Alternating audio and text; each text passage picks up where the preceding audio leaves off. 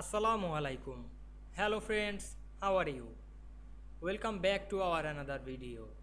In this video I am present to you how to wrap the image in Word document. Let's get started. Firstly we have to open a Word document. Then we want to wrap image in this Word document. Firstly we insert a picture in this document. Go to the insert menu and click picture option. Then choose a picture on our file. Then insert it. Now we can see here we insert a picture.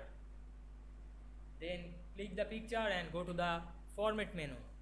Now we can see here menu option. We choose the wrap text option. Then click the in front of text and any other format. We move the image very easily. Or do you use square,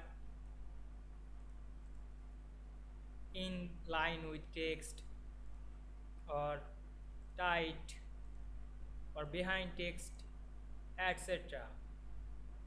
I hope you enjoyed the video. Please like, comment, share and subscribe my YouTube channel.